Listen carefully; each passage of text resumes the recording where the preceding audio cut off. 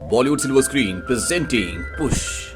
ये science fiction कहानी है जिसमें ये दिखाया जाता है कि हमारे बीच में बहुत सारे ऐसे लोग भी रहते हैं जिनके अंदर सुपर नेचुरल पावर होती है। और इस कहानी की शुरुआत होती है सन 1945 से। 1945 में हिटलर ऐसे लोगों की एक फौज तैयार करना चाहता था जिनके अंदर असीम शक्तियां हों, और इसके लिए वो लोगों के ऊपर एक्सपेरिमेंट भी करता था। और सन 1945 तक, जब तक वर्ल्ड वॉर खत्म नहीं हो गया, हिटलर की नाजी सेना इसी तरह के एक्सपेरिमेंट्स करती रही, लेकिन फिर भी उसकी हार हो गई। वर्ल्ड वॉर 2 खत्म होने के बाद कई देशों ने मिलकर एक ऐसी ऑर्गेनाइजेशन बनाई जिसका नाम रखा गया डिवीजन। और इस ऑर्गेनाइजेशन का काम ये था कि वो पूरी दुनिया से ऐसे लोगों को तलाश करे जिनके अंदर सुपर नेचुरल पावर है, और उन्हें पकड़ने के बाद लैब में दूर कहीं लेकर जाया जाता और उनकी बॉडी में ऐसे एक्सपेरिमेंट्स किए जाते जैसे कि वो किसी लैब के चूहे हैं। इनके पास एक ऐसा ड्रग्स होता है जिससे ये इन लोगों की ताकत को बहुत ज्यादा बढ़ा देते हैं, लेकिन जिसको भी ये ड्रग्स देते हैं उसकी मौत हो जाती है। और इसीलिए अब वो लोग जिनके अंदर सुपर नेचुरल पावर है, जिनके पीछे डिवीजन पड़ा हुआ है, वो लोग उनके खिलाफ जंग का ऐलान कर देते हैं। वो उनसे लड़ना चाहते हैं, अपना बदला लेना चाहते हैं। अब यहाँ पर जो ये लोग होते हैं जिनके अंदर सुपर नेचुरल पावर होती है, इन्हें 9 अलग अलग कैटेगरीज में डिवाइड किया होता है। सबसे पहले होते हैं वॉचर्स। ये ऐसे लोग होते हैं जो भविष्य देख सकते हैं, लेकिन पूरी तरह से नहीं, एक धुंधली सी तस्वीर, और ये उस देखे हुए फ्यूचर का चित्र भी बना लिया करते थे, और कभी कभी ये उसे बदलने में कामयाब भी हो जाते। दूसरी कैटेगरी होती है मूवर्स की। ये किसी भी मैटर को बिना टच किए उसकी जगह से उसकी स्थिति को बदल सकते हैं। तीसरी कैटेगरी होती है ब्लीडर्स की। जब ये चिल्लाते हैं तो इनकी आवाज में इतनी ताकत होती है कि आसपास की सभी चीजें टूटना फूटना शुरू हो जाती है। चौथी कैटेगरी होती है स्नेक्स की। ये किसी भी चीज को सूंघकर ये पता लगा लेते कि इसे किसने कैसे और कब इस्तेमाल किया था। 5वें नंबर पर होते हैं शिफ्टर, जो कि रोशनी की मदद से किसी भी कागज पर कुछ भी प्रिंट कर सकते हैं। जैसे वो एक आम कागज को पैसों में बदल सकते हैं, लेकिन ये हमेशा के लिए यानी कि परमानेंट नहीं रहता, ये कुछ ही वक्त के लिए रहता था। 6ठे नंबर पर है विफर्स। इनके पास ऐसी पावर होती है कि ये किसी के भी दिमाग से उसकी याददाश्त को यानी कि उसकी जिंदगी के किसी भी पल को मिटा सकते हैं। 7वें नंबर पर होते हैं शैडोअर्स। ये वो लोग होते हैं जो वॉचर्स, जिनके अंदर वो पावर होती है कि वो भविष्य देख सकते हैं। ये उन लोगों से यानी कि वॉचर्स से अपने आप को और दूसरे लोगों को छुपा कर रख सकते हैं। 8वें नंबर पर आते हैं स्टिचेस। ये किसी के भी सेल्स को रिपेयर कर सकते हैं, उसे ठीक कर सकते हैं, और साथ ही किसी को जख्मी भी कर सकते हैं।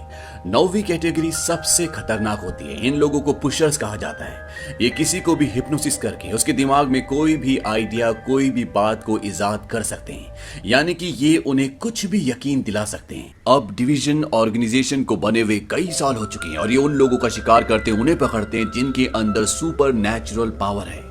यहाँ पर एक आदमी अपने बेटे के साथ डिवीजन के लोगों से छुप रहा होता है, और ये दोनों एक कमरे में जाते हैं। वहां पर वो आदमी अपने बेटे से कहता है, देखो निक, मेरी बात ध्यान से सुनो। एक दिन तुम्हें एक लड़की एक फूल देगी, तुम्हें उसकी मदद करनी होगी। उसकी मदद करने का मतलब है हम सब की मदद करना।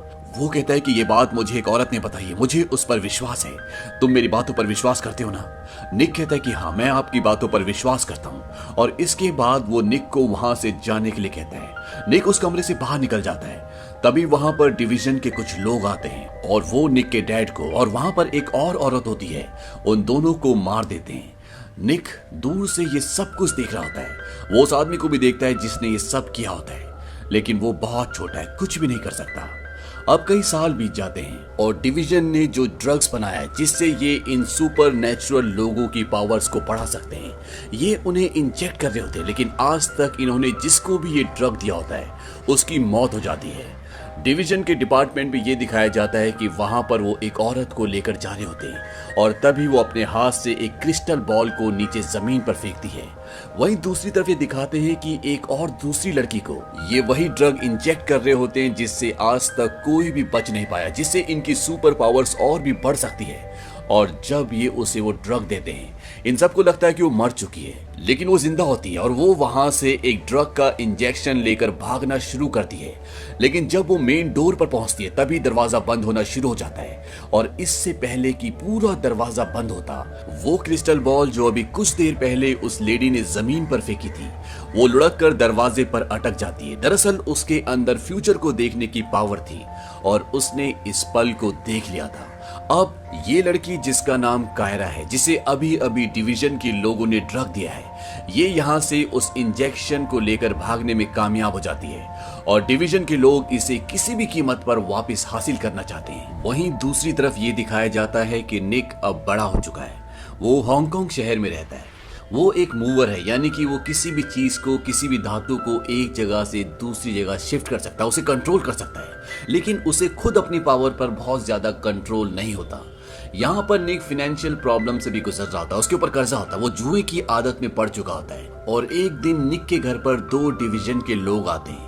इन दोनों के अंदर वो पावर होती है कि ये किसी भी चीज को सूंघ कर उसका पूरा पास्ट देख सकते हैं। और ये निक के घर पर आकर बोलते हैं, क्या वो लड़की यहाँ पर आई थी? दरअसल ये उसी लड़की को ढूंढ रहे होते हैं जो उस ड्रग का इंजेक्शन लेकर भागी होती है, जिसका नाम कायरा है। लेकिन इसके बारे में निक को कुछ भी नहीं पता होता। वो उसके घर की तलाशी लेते हैं और उन्हें कुछ भी नहीं मिलता। वो निक को कहते हैं कि तुम इस शहर से बाहर नहीं जा सकते। दरअसल निक इनसे कई सालों से छुप रहा होता है, लेकिन अब इन्होंने निक को ढूंढ लिया है। इनके जाने के बाद निक यहाँ से निकलने की कोशिश करता है, लेकिन तभी उसके दरवाजे की डोर बेल बजती है और बाहर एक लड़की होती है।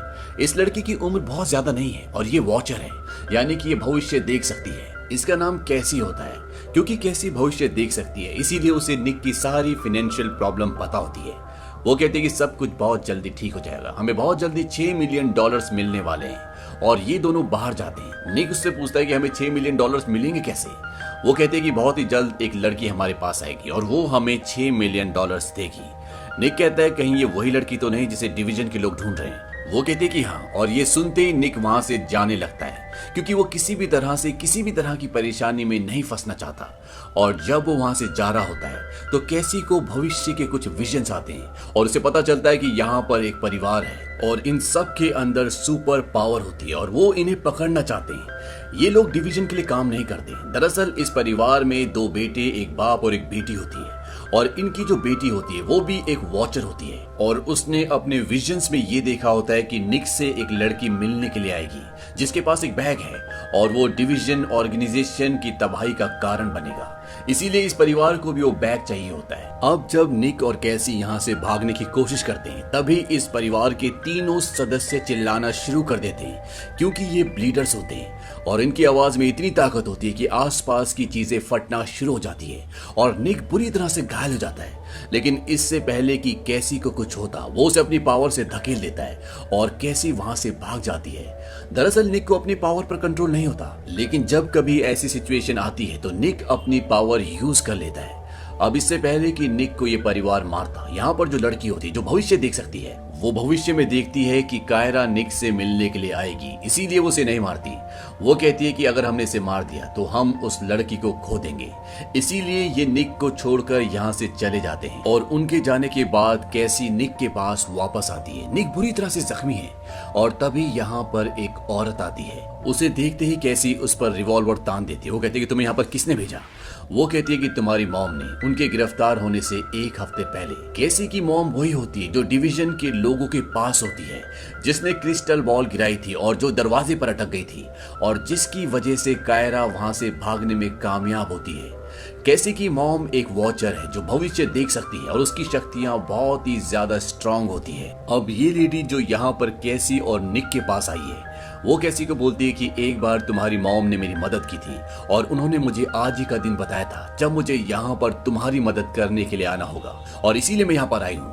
और ये अपनी शक्तियों से निक के सारे जख्म ठीक कर देती है। निक होश में आ जाता है और जब निक होश में आता है तो कैसी उसे एक फूल देती है और तभी निक को अपने बचपन का वो दिन याद आता है जब उसके डैड ने उसे कहा था कि एक दिन एक लड़की तुम्हें फूल देगी और तुम्हें उसकी मदद करनी होगी। और वो समझ जाता है कि उसके डैड ने कैसी के बारे में ही कहा था। कैसी निक को बताती है कि उसकी मॉम डिवीजन के कब्जे में है और उसकी मॉम के पास भविष्य देखने की इतनी स्ट्रॉन्ग पावर है कि डिवीजन वाले भी उससे डरते हैं, इसीलिए उसे बहुत ज्यादा स्ट्रॉन्ग ड्रग्स देते हैं ताकि वो कुछ भी ना कर पाए। और एक दिन उसी की मॉम ने उसे बताया था कि वो सूटकेस जिसे ये सब ढूंढ रहे हैं वो डिवीजन की बर्बादी का और उनकी आजादी का एक कारण बनेगा। कैसी कहती है लेकिन शायद सब कुछ बदल रहा है। वो उसे एक फोटो दिखाती है जिसमें यह दिखाया जाता है कि डिवीजन के लोगों ने उस लड़की को पकड़ लिया है जिसके पास वो सूटकेस है जिसका नाम कायरा है। निक केसी से पूछता है कि अगर तुम्हारी मॉम के अंदर इतनी शक्तियां थी तो वो पकड़ी कैसी गई। केसी बोलती कि ये मुझे भी नहीं पता, मैं भी उनसे पूछना चाहती हूँ। केसी निक को ये भी बताती है कि मैंने एक और चीज देखी है। वो कहते हैं कि हम दोनों मरने वाले हैं। यहाँ पे निक को ये पता चल जाता है कि कैसी ने उससे झूठ बोला था। उस ब्रीफकेस के अंदर पैसे नहीं बल्कि कुछ और है। वहीं दूसरी तरफ ये दिखाते हैं कि डिवीजन की वो दो लोग जो निक के घर पर उसकी तलाशी लेने के लिए आए थे, उन दोनों ने कायरा को पकड़ लिया है और वो उसे अपने साथ गाड़ी में ले जाते हैं। कायरा के पास वो शक्ति होती है जिससे वो किसी को भी हिप्नोटाइज करके उसके दिमाग में कुछ भी डाल सकती है और वो ऐसा करने की कोशिश भी करती है, लेकिन वो उसमें कामयाब नहीं होती। कायरा बोलते है कि मुझे वॉशरूम जाना है और जब वो वॉशरूम जाती है तो वो शीशे से इन दोनों में से एक की आंखों में देखती है और उसे हिप्नोसिस करके उसके दिमाग में ये डाल देती है कि उसके भाई का मर्डर उसके साथी ने किया है। इस बात से गुस्से में आकर वो अपने साथी को मार देता है और इसके बाद वो कायरा को वॉशरूम में पकड़ने के लिए जाता है। इन दोनों के बीच में हाथापाई होती है और कायरा इसे जख्मी करके यहाँ से इन्हीं की गाड़ी में भाग जाती है। ये एजेंट अपने बॉस के पास जाता है और उसका बॉस समझ जाता है कि इसे कायरा ने हिप्नोसिस किया है, क्योंकि जो पावर कायरा के पास होती है इसके पास भी वही पावर होती है, लेकिन इसकी पावर बहुत ज्यादा स्ट्रांग होती है और ये अपनी पावर को इस्तेमाल करके अपने ही एजेंट को मार देता है। अब कायरा को यहाँ पर 3 अलग अलग ग्रुप ढूंढ रहे हैं। एक डिवीजन का ग्रुप जहां से वो ड्रग्स लेकर भागी है, दूसरा निक और केसी और तीसरा वो परिवार जिसने निक और केसी के ऊपर हमला किया था। अब निक और केसी दूसरे लोगों की मदद से जिनके पास सुपर पावर्स होती है कायरा तक पहुंच जाते हैं और जब कायरा निक को देखती है तो वो उस पर गोलियां चलाती है, उससे बहुत गुस्सा होती है। दरअसल ये दोनों एक दूसरे को पहले से जानते हैं, ये दोनों कभी गर्लफ्रेंड बॉयफ्रेंड हुआ करते थे। निक कहता है कि मैंने तुम्हें बहुत कॉल्स किए थे लेकिन तुमने मेरा एक भी कॉल रिसीव नहीं किया। निक को अभी तक ये नहीं पता था कि जिसे ये ढूंढ रहे हैं वो और कोई नहीं बल्कि कायरा है, जिसे वो पहले से जानता है। कायरा निक को कहती है कि मुझे डिवीजन के लोगों ने पकड़ लिया था और मुझे लगा था कि तुम मुझे बचाने के लिए आओगे, लेकिन तुम बचाने के लिए नहीं आए। केसी इन दोनों को लड़ने से मना करती है और इसके बाद ये इससे सूटकेस के बारे में पूछते हैं, लेकिन कायरा को सूटकेस के बारे में कुछ भी याद नहीं होता। वो कहती है कि जब मुझे होश आया तो मैं एक बोट पर थी, मेरे सामने एक आदमी बैठा हुआ था और वहां पर एक नोट लिखा था जिसमें यह लिखा था कि मैं निक को ढूंढूं और वो सूटकेस ढूंढने में मेरी मदद करेगा। निक कहता है कि शायद तुमने अपनी यादें खुद मिटवाई हो ताकि डिवीजन के लोग तुम्हें ढूंढ ना पाए, लेकिन कायरा को कुछ भी याद नहीं होता। तभी कैसी निक को बोलती है कि मैंने पहले तुम्हारी और अपनी मौत भविष्य में देखी थी, लेकिन अब अपनी मॉम की भी देखी है। ये लड़की सारा खेल सारा भविष्य बिगाड़ रही है, हमें इसे मारना होगा और इसके पास सूटकेस भी नहीं है और कभी भी डिवीजन के लोग इसे और हम सबको पकड़ सकते हैं। निक कहता है कि हम इसे शैडो कर देंगे। यहाँ पर कुछ ऐसे भी लोग होते हैं जिनके पास ये पावर होती है जो कि इन सब को डिवीजन के लोगों से छुपा सकते हैं, यानी कि किसी के भी विजन्स में उसके बाद कायरा नहीं आएगी और ये कायरा को एक आदमी के पास ले जाते हैं और वो इन्हें डिवीजन के लोगों से हाइड कर देता है, यानी कि छुपा देता है। अब उसे ट्रैक नहीं किया जा सकता। ये आदमी भी कभी डिवीजन के लिए काम किया करता था। दरअसल बहुत सारे ऐसे सुपर नेचुरल पावर्स वाले लोग होते हैं जो कभी डिवीजन के लिए काम करते थे और आज भी डिवीजन के पास ऐसे बहुत सारे लोग हैं जिनके पास सुपर नेचुरल पावर्स है और वो उनके लिए काम करते हैं, उनकी मदद करते हैं। अब जब केसी नीचे जाती है तो वहां पर वो लड़की आती है जिसने अपने परिवार के साथ मार्केट पर इन दोनों पर यानी कि कैसी पर और निक पर हमला किया था और ये लड़की भी एक वॉचर है जो भविष्य देख सकती है। वो कैसी को कहती है कि मैंने तुम सबकी मौत भविष्य में देखी है, फ्यूचर बदल रहा है, और निक को कहना कि मैंने उसकी मौत देखी है, मेरे परिवार वालों की चीखों से उसके दिमाग की नसें फट जाएंगी। इसके बाद ये यहाँ से चली जाती है। दरअसल इस लड़की की इसके परिवार की इनसे कोई दुश्मनी नहीं होती, बस वो उस सूटकेस को चाहते हैं। कैसी ऊपर जाती है और उन्हें सब कुछ बताती है। अब इनके पास जो शैडोअर होता है जो इन सब को छुपा रहा होता है, वो कहता है कि अगर और भी वॉचर्स हैं तो वो हमें ढूंढ लेंगे, क्योंकि ये बाकी सुपर पावर वाले लोगों से कायरा को छुपा सकते हैं लेकिन वॉचर से नहीं, क्योंकि वो भविष्य देख सकते हैं। और निक यहाँ पर ये फैसला करता है कि वो और केसी अब अलग रहेंगे और कायरा और वो आदमी जो कायरा को शैडो कर सकता है, छुपा सकता है, वो किसी सेफ जगह जाएंगे ताकि ये दूसरे लोगों को कंफ्यूज कर सकें। अब ये सब के सब अलग हो चुके हैं। कैसी निक को बोलती है कि अगर हमने वो सूटकेस जल्दी से नहीं ढूंढा तो मैं अपनी मॉम को खो दूंगी, वो लोग मेरी मॉम को मार देंगे। और निक ऐसा नहीं होने देना चाहता क्योंकि बचपन में उसने अपने डैड को खो दिया था जिन्हें डिवीजन के लोगों ने ही मारा था। इसके बाद निक अकेले उस जगह जाता है जहां पर हेनरी होता है।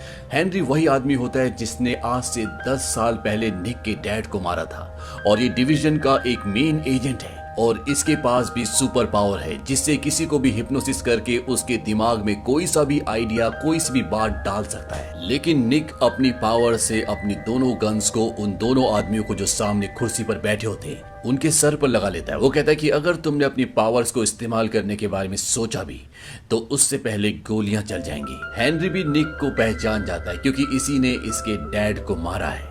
इससे पहले कि निक इनसे बदला ले, इनको मारता है। हेनरी से बोलता है कि हमने कायरा को एक खास किस्म का ड्रग दिया है और अगर हमने उसे दूसरा इंजेक्शन नहीं दिया तो उसकी मौत हो जाएगी। और ये सही कह रहा होता है, अगर कायरा को दूसरा इंजेक्शन नहीं मिला तो मर जाएगी और उसकी तबीयत खराब भी होती है। निक कायरा से प्यार करता है और वो किसी भी कीमत पर उसे खोना नहीं चाहता। वो ये सुनकर सोच में पड़ जाता है। हेनरी के साथ जो उसका आदमी होता है वो भी मूवर होता है, यानी कि जो पावर्स निक के पास होती है वही पावर्स उसके पास भी होती है। यहाँ पर एक और चीज दिखाई जाती है कि निक अपनी पावर्स को बहुत अच्छे से इस्तेमाल कर पा रहा होता है, लेकिन हेनरी का जो आदमी होता है वो पूरी तरह से निक को अपने काबू में कर लेता है। लेकिन इससे पहले कि वो निक को मारता, हेनरी उसे मना कर देता है क्योंकि अगर इन्होंने निक को मारा तो फ्यूचर बदल जाएगा और जिस सूटकेस की इन्हें तलाश है वो शायद इन्हें कभी मिले ही ना। अब निक और केसी उस जगह जाते हैं जहाँ पर कायरा है और यहाँ पर केसी को भविष्य दिखता है जिसमें उसे एक शूज दिखता है और जब वो कायरा का शूज चेक करते हैं तो उसमें एक चाबी होती है और ये चाबी उस लॉकर की होती है जहाँ पर वो सूटकेस है। इस चाबी को उस औरत को दिया जाता है जो चीजों को सूंघ कर उसकी लोकेशन का, उसके पास्ट में क्या हुआ था ये पता कर सकती है। लेकिन इसको शैडो किया होता है, यानी कि इसके बारे में कोई भी कुछ नहीं जान सकता। लेकिन कैसी अपनी पावर से पता कर लेती है कि वो लॉकर कहाँ पर है।